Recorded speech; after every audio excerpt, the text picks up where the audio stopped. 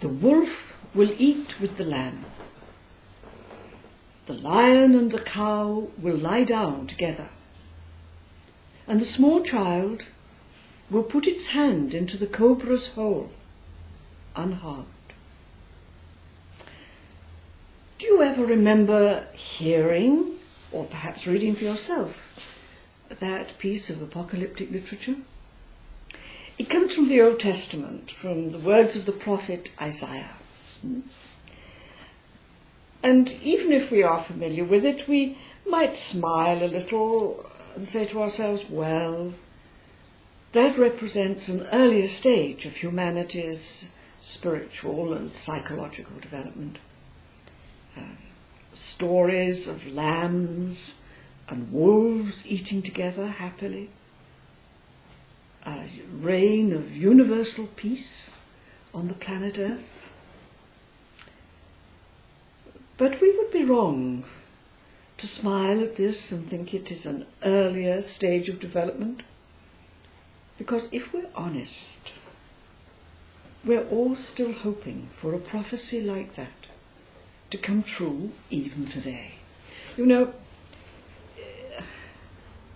in our hearts, every time we hear of the formation of a global summit conference on climate change or whatever, are we not harbouring in our hearts a hope that one day 125 nations will sit down together in peace and harmony, mutual respect and concern? Their only goal will be the well-being of all, and their main means to attain universal peace will be generous self-gift, compassion, and understanding. That's exactly the same piece of apocalyptic writing or prophetic vision as we have when we have images of wolves and lambs eating together. We could almost be tempted to name the countries on our planet at the moment, or our national identities that would represent the wolves and the lambs, but we have the hope that this could change.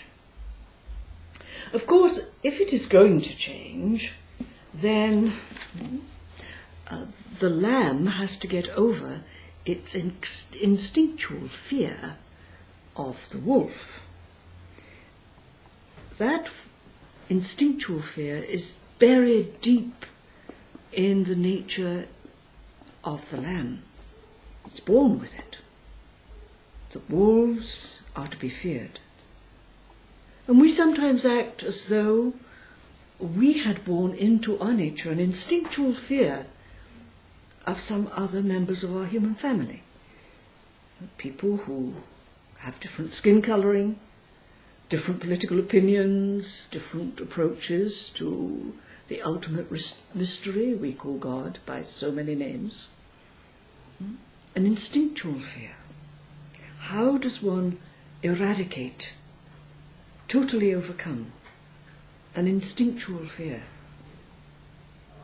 But the apocalyptic vision, the prophetic insight says it can be done.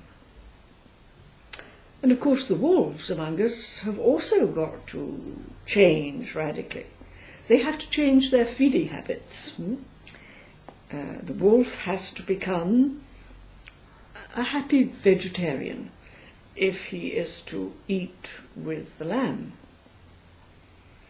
And are we really convinced that there are peoples in our family who could overcome their desire to possess more than they want, more than they need, even when having it costs the life and the well-being of another?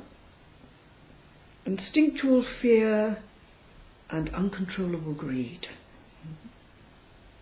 Wolves and lambs eating together with mutual respect. Our temptation to say is, no, this is a fairy tale. No, it couldn't happen. Fairy tales are written for children who believe in magic, things that cannot happen. Prophetic insights come from the spiritually, the humanly mature, whose perception has been transformed through their own inner experience. Their insights, their visions are realizable. They can become true. But we have to be convinced of this, and we have to be ready to pay the price of overcoming our instinctual fear of the other,